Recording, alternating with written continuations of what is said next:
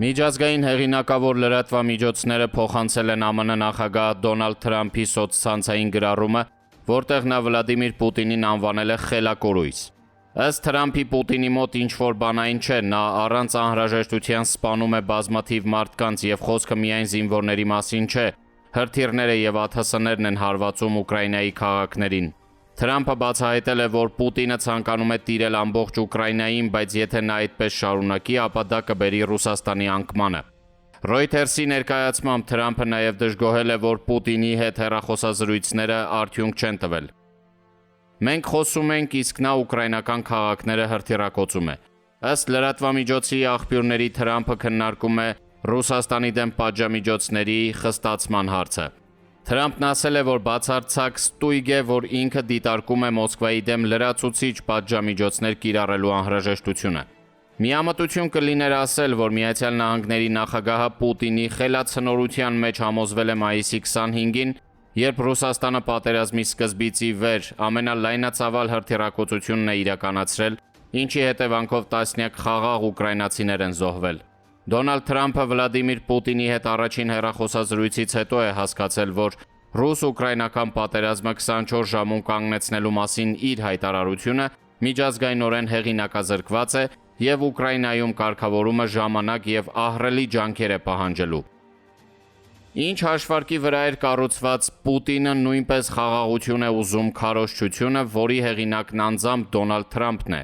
Ընդ որում նրա եվրոպացի բոլոր գործընկերներն արդարացիորեն հակառակն են պնդել։ ԱՄՆ նախագահն ինչ գործարք է առաջարկել, որ Վլադիմիր Պուտինի համար անընդունելի է։ Թրամփը փաստացի արձանագրում է, որ Ռուսաստանի նախագահի հետ երկխոսությունը չի ստացվում։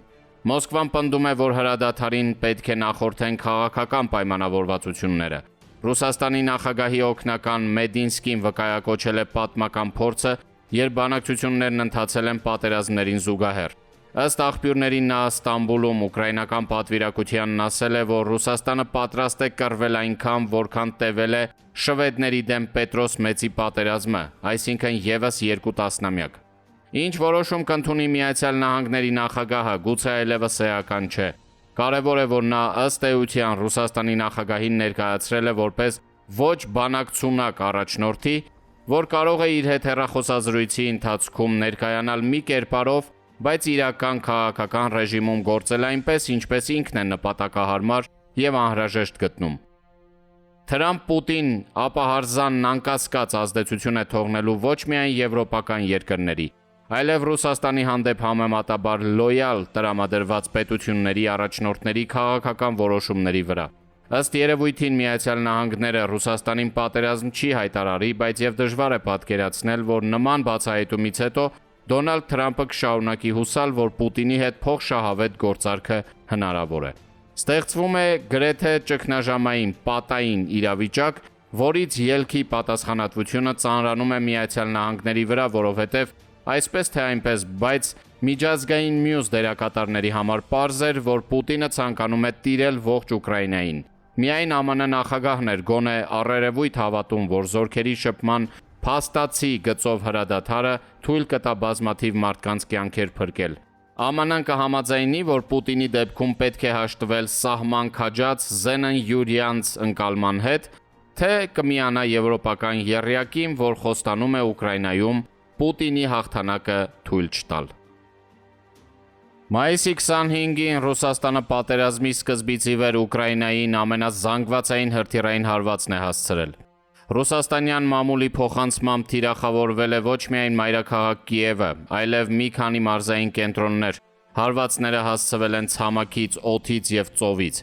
Ի պատասխան ուկրաինական ուժերը կիրառել են ավելի քան 160 անօդաչու թռչող սարքեր։ Ուկրաինայի նախագահի աշխատակազմի խորհրդական Միխայել Պոդոլյակը The Guardian-ին ասել է, որ ուկրաինական կողմը մարտական գործողությունները կարող է տեղափոխել Ռուսաստանի տարածք օգտագործելով ԱԹՍ-ներ եւ հեռահար հրթիռներ։ Ռուսաստանի ռազմարդյունաբերական համալիրն առայժմ հզորությամբ գերազանցում է ուկրաինականին, բայց արևմտյան մամուլը կարծում է, որ ուժերի հավասարակշռություն ստեղծելու հնարավորություն կա։ Նման կարծիքի համար հիմք է ընդունվում Եվրամիության պաշտպանության հարցերով հանձնակատար Լիտվայի նախկին վարչապետ Անդրյուս Կուբիլյուսի հայտարարությունը, որ Եվրոպան Ուկրաինայի դեմ Ռուսաստանի հաղթանակը թույլ չի տա։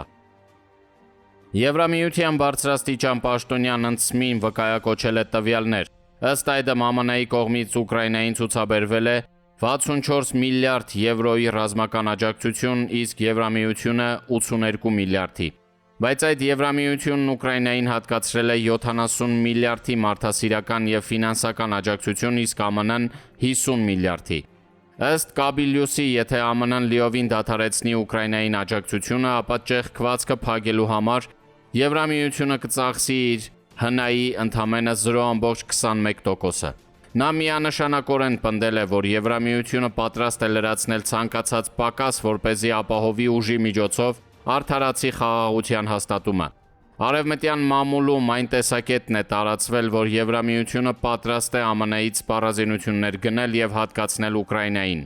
Ուկրաինայի ռազմավարական պարտությունը Եվրոպայում ընկալվում է որպես իրական սպառնալիք։ Եվրամիությունն իհարկե որոշումներ է կայացնում քննարկումներից հետո, բայց պաշտպանության հարցերով հանձնակատարի միանշանակ պնդումներից դատելով Բրյուսելում իրոք հրադադարի հաստատումից Ռուսաստանի հրաժարվելու իրողությունը գնահատվել է որպես պատերազմը շարունակելու հստակ ուղերձ, որ Մոսկվան երևի հղել է այն հաշվարկով, որ թուլամորթ Եվրոպան այդ ճշմարանը տեղի կտա։